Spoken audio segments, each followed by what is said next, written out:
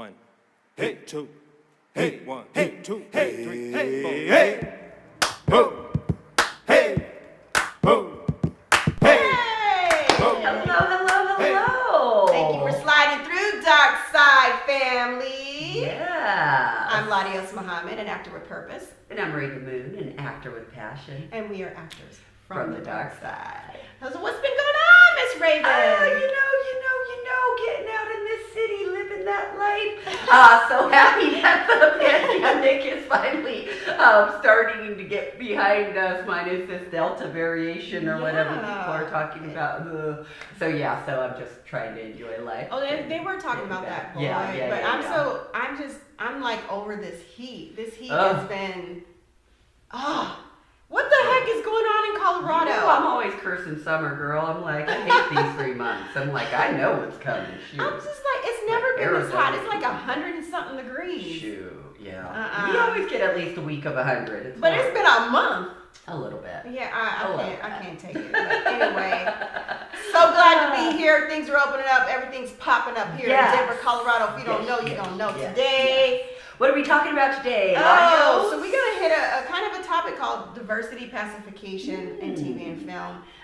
Kind of just discussing like, hey, we're asking for diversity, inclusion, and equity, and you're giving it to us, but are you really giving it to us? What do you think? Interesting. Yeah. Interesting. Well, I know that we've come a long way since I was a little girl. I don't know if that really means that representation is where it should be, or actually always representing reality, if you will, So what are your thoughts, LaDios? Yeah, I feel like we've come a long way, but we're still not getting what we need.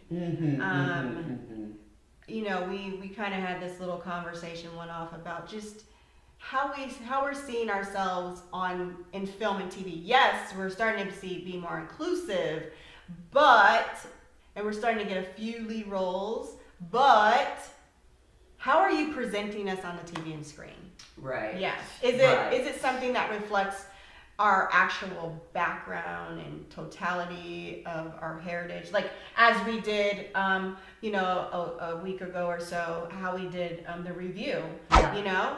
The barrio reflected the Afro-Latin community. Yes. So, yes, but are we getting that same representation for sitcoms and leads and roles and that we can be with our own counterparts? I feel like we were doing a better job of really kind of paying homage to different cultures and different American cultures, if you will, like when they started producing shows like Blackish and like Off the Boat and even the Goldbergs, right? Representing a Jewish family, representing an Asian family, even going back to, what was the comedian name? Robert Rodriguez. He had his own family show. Yes, that was kind of one that. of the first Latino families on television, just like Off the Boat. One of the first Asian families that gets to get represented. But boy, that had to happen beyond 2000. And now I almost feel like there's a real rush to do the blended family, right? To do like the mixed dish and things like that. What do you think, LaDios? There is a rush. There's so many. I feel like sometimes, yes, they're being very inclusive. They're giving us lead roles, but how are you giving us lead roles to do so? I guess for me, so for an instance, Sisters, my favorite show. I love that show. Now it's 5 beautiful, successful women, okay? And then there's one who is actually dating a white guy. Absolutely. Okay, now what I love about Tyler Perry, he's going to make sure that white guy looks good. He is gorgeous. Don't get me wrong. But now the thing is that there's still the subliminal messages. All of the brothers that are dating the sisters, they low down, huh? Yeah, something wrong with them. Ooh, I hate that. They got a criminal record. Me, man. You know what I'm saying? One of them One of them cheating cheats all the on. time. Yeah, he was One cheating will on always his cheat. wife. Mhm. The other one, you know, he's trying to be celebrated, and he's a pastor, but now he's slipping back. So, But I bet the white guy is like, oh man, you could bet your money on the bank that he's gonna be friggin' upright. he got money. Oh yeah, everything. He's And got he's so money. gentle he's, and kind and yeah, he never understanding. cheats. He never. Yeah, he's the upstanding. Tyler Perry did that with another show called. Oh God, If Loving You Is Wrong, and ooh girl, that was trashy. But Brad was a ex-Marine, and you know, just a stand-up, you know, guy, and yeah, you really couldn't help but Yeah. love Brad because he was the hero. But Tyler Perry wrote him as the hero. Now, what's up with you, Tyler Perry, that you don't see black men in a respectable form? Sorry, I'm just asking. No, I'm just asking. no, and that's cool. And you know what? I wanna tail back on that Mm-hmm, because one of the things is he does have this other one called Bruh. Okay, and it's about 4 brothers. Okay. It's kind of a parallel to sisters. They're Okay. all successful, but again, it's like one of them just is a compulsive cheater, can't get his life right. Yeah. Okay. Yeah. One of them, he gonna sleep with a nurse. Now he had a sexual harassment. I mean, like, Yeah. we're some solid families. Like, why can't it be like the brothers in This Is Us, right? The brother, but then again, here's the other connotation. He was raised by good white people. So, you know, like, at the end of the day. Oh, wait, and let's talk about A Million Little Things. Okay. I love this show. What I love about it is they're all very close friends. Yeah. And they you know, they're Hispanic, white, black, but they're all very close friends. But then they have the brother who's a little bit more on the feminine side. Interesting. He doesn't have that.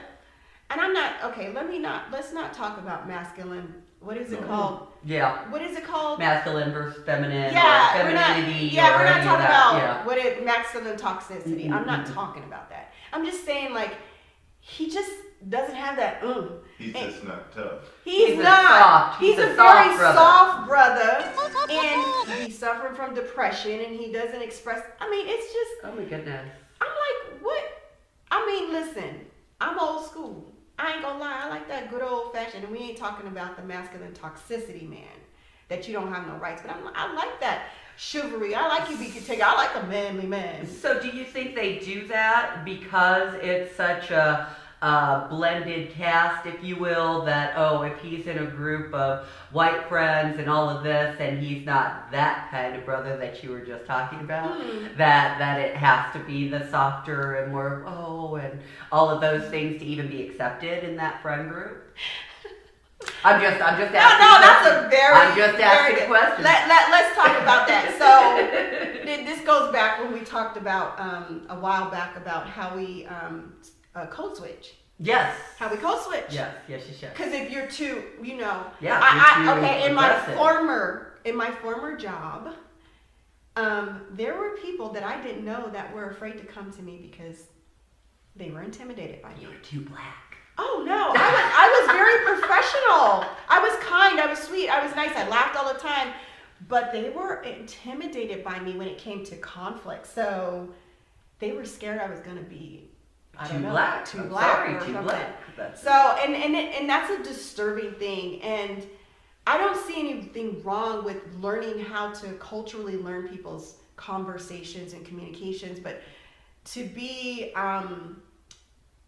put in a stigma that I gotta put a gentle man to kind of balance out this whole show because we don't want him too assertive. Well, you know, and that's disturbing to me. I remember me and LaDios share a friend, Michael Peters, who is a brilliant actor and also a man of stature. He is not a small man by any means. And I remember us talking about how basically even approaching someone when they had a flat tire, how they would bristle up and be afraid, and that he had to learn how to be overly polite and be overly nice and be overly calm and overly all of these things just to calm people down and for them to know, oh, big black man's not a threat, you know? So I do think that that goes on just to be, you know, accepted and all those things, depending on where you're at and how you're growing up and all of that, you know. And again, it's not always the individual's fault or that they're faking. It's just you got to get by, right? Yeah. I mean, when I was growing up, like I said in the barrio, it wasn't so much like I hated my skin or anything like that. I hated the fact that I was always different and I was always sticking out. I hated the fact that every time that I walked in, I was the only one that looked like me. And I had to figure out ways to make people like me and ways to fit in. And part of that was comedy. Part of that was being a clown, you know. Oh, they're going to be with me if I can make them laugh. But those were things that I had to do to just feel acceptance. And I know there's a lot of Americans that do that because they're in communities or whatever where they're not understood or whatever. And it'll happen in college. It could happen at different stages in your life. So, yeah. So I mean, and we all go through it. It's everybody experiences this as well. But I love that we're getting more leads. I love that we have the avenues to tell our own story, but on mainstream, it's still not where it should be. Even with, what was that one show? Jane the Virgin. Did you watch Jane the Virgin? I watched the first season. Okay, but you know what? I do. Love that show. She had the family, she had the culture. Yeah. But who is she gonna marry? A white man. Why can't we be with our own? Don't get me wrong. I am not anti-interracial relationships. Trust me, I'm not. Okay, I've played in the snow quite a few times. That's not what I'm saying, but I'm just saying, why can't we see more of us in our own? There's nothing wrong with what if you're black and you're married to a white person, right? You know, there's nothing wrong, but can we project a little bit more of that of our culture, our individual cultures, like the Asians and the Hispanics, and I mean, I do see when you see the Italians. They always with their own. Yeah. And when they're with somebody who's not with their own, ooh-wee, it's a big one. It's a big deal. Sure. And there's nothing wrong with wanting to just have a solid foundation. Trust me, I love that they're being, conscious casting. And they're starting to be a little bit more conscious casting and putting more people, but when you're doing conscious casting, make sure you're presenting the right image. Well, and it's also, it goes deeper to, and America just has such a long history of whitewashing and painting it as white is right. You know, white is right. If you get with the white guy, you're going to have a better life. If you get with the white woman, you're going to have, your children are going to have a better life. You know, these messages are kind of subliminally set, but we get them through our media and through the TV shows that we watch and the commercials that we watch and all of those things. So it's like, when do we see like the Huxtables back in the 80s? Thank you. That kind of thing, that, these people, there's nothing wrong with them. They're educated. They can hold it down. They have a loving family. Why can't we see more of that? And I'm mixed race. I am happy to see that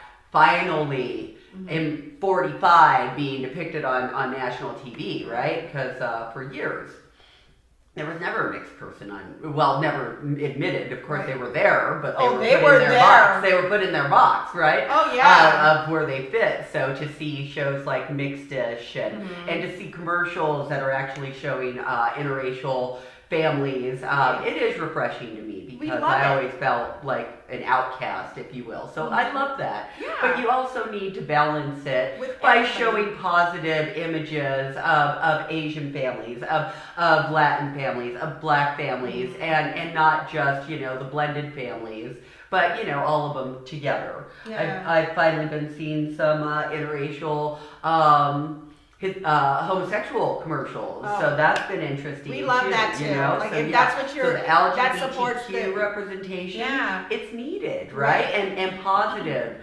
images of what those relationships look like, because love takes so many different forms, right? That's it's true. Never in a box. I'm glad you. I'm going to touch on that in just a second, but I do when you said that white was right, they did. That's something that you really, I love that you targeted, because like people like Sammy Davis Jr., Harry Belafonte, Eartha Kitt, all these women and men married opposite race, white race, because that was to help their career. So then now what you're projected is like, I'm gonna marry out to advance my career, but what happened to the love and this? What happened to love as the foundation of a relationship and building a relationship and a legacy? And now you're marrying someone because you want to advance your career. So we're still projecting that on the screen, but in subtle ways. And then when you said the LGBTQ plus, okay, so I have friends who are in the LGBTQ plus who said, oh wow, I'm tired of just seeing us on the screen. We're glad we're being recognized, but they're still not recognizing them as a positive light. They're recognizing them as, oh, they're just over flamboyant, and they sleep and they go to Sexual bars deviance. and they just have sex with anybody. They're floozies, but no one like, okay, I just happen to be a lawyer, yes, and I'm gay. And I'm a doctor, yes, I'm gay. They have them in this extreme other box that they put them in, and there's so many dynamics that can advance them too. So that as well, again, when we're talking about diversity, when we're talking about diversity, we want diversity, but are you just pacifying us and just putting us in there and still keeping us in a negative connotation? Yeah, it's one thing to be a lead, but I'm still playing a drug dealer lead. Right, exactly. You're not helping us. Exactly. That's such a good point. And there have been some really positive things that have happened. I know, I'm glad that you brought up the LGBTQ plus community, because I know one of my favorite shows recently was Pose.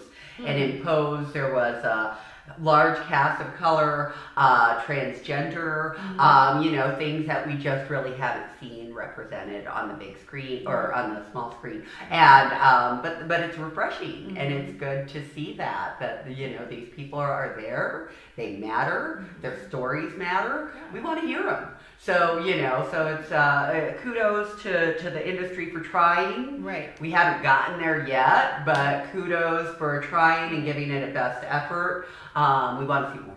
Yeah. I'm all about entertainment, because not everything wants to be all fluffy and butterflies. I like drama. I like dirt. I like garbage sometimes.